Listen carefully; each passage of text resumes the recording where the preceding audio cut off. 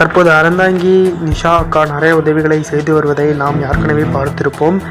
ஆனால் தற்போது அவர்கள் கையில் ஒரு குழந்தையை கொடுத்து இந்த குழந்தைக்கு பெயர் வையுங்கள் என்று அவரது ரசிகர் கூறிய பொழுது நிஷா எந்தவித தயக்கமும் இல்லாமல், அவர் என்னதான் முஸ்லீமாக இருந்தாலும் இந்த பிள்ளை பார்ப்பதற்கு மகாலட்சுமி போல் இருக்கிறது, அதனாலே இந்த பிள்ளைக்கு மகாலட்சுமி என பெயரிடுகிறேன் என்று நிஷா கூறியதும் அனைவரும் கைத்தட்டி கூச்சலிட்டனர்.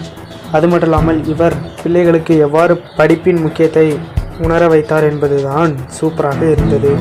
என்னதான் வீடியோ எடுத்து போட்டு கொண்டிருந்தாலும் சிலர் இதை ப்ரொமோஷன் என்று சொல்லி கொண்டிருந்தாலும் பரவாயில்ல, அந்த ப்ரொமோஷன் பண்ணுறதுக்கு ஒரு நாளைக்கு மட்டுமே அவங்க 80,000 செலவழிச்சிருக்கிறாங்க.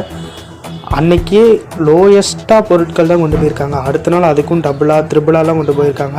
அப்போ கிட்டத்தட்ட அவங்க 4-5 லட்சம் கிட்ட செலவழிச்சிருப்பாங்க. நம்ம கேபிஒய் பாலா பார்க்கும் பொழுது அவர் ஒரு 3 லட்ச ரூபா கிட்ட செலவழிச்சிருக்கிறாரு. கோடி கோடியாக வச்சுருக்கிறவங்க சில நாயகர்கள் சூப்பர் ஸ்டார்லாம் என்ன பண்ணுறாங்கன்னு எனக்கே தெரில. அவங்க யாராட்டு உதவி பண்ணால் நல்லாயிருக்கும். நம்ம தளபதி விஜய் கூட ஷூட்டிங்கில் இருந்தாலும் 1 கோடி ரூபா அனுப்பி வச்சுருக்கிறாரு. அவங்களுடைய மக்கள் இயக்க நிர்வாகிகள் மூலமாக உதவி பண்ணிட்டுருக்கிறாரு.